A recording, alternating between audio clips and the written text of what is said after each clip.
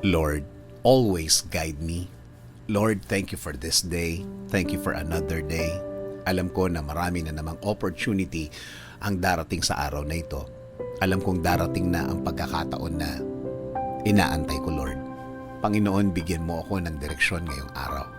Bigyan mo ako ng guide sa kung ano ang aking gagawin, lalo na sa mga problema na dumating sa aking buhay ngayon na may mga pagkakataon na nalilito na din ako, Lord.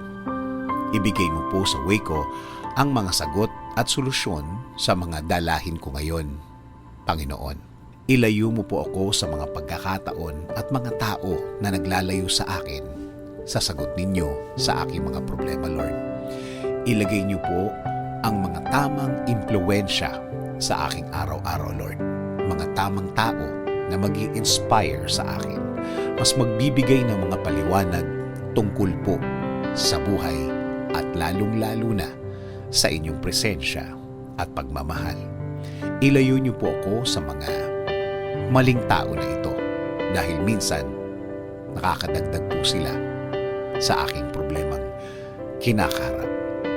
Ilayo niyo rin po ako sa mga pangyayari na maglalagay din sa akin sa mas malaking problema, Panginoon.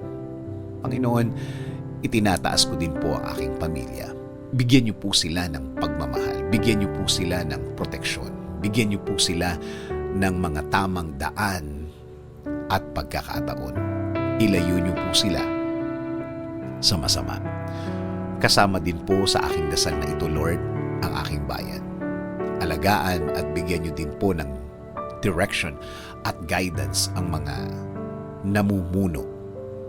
Bigyan niyo po sila ng wisdom para sa tamang pagtakbo ng aming gobyerno. Ilayo niyo po ang mga taong ito sa pag-iisip ng masama dahil buong bansa ang kanilang inaalagaan. Hindi lang Pilipino sa Pilipinas, kundi ang nasa ibang bansa. Panginoon, alam ko pong wala kayong masamang plano sa aking buhay. Alam ko pong ang lahat ng plano mo ay sa ikagaganda ng aking buhay, sa ikakaangat ng aking araw-araw. Hindi lang para sa akin, kasama na din ang aking pamilya. Please continue to give me guidance. Please continue to give me protection. Please continue to lead my life, Lord. This I ask in Jesus' name. Amen.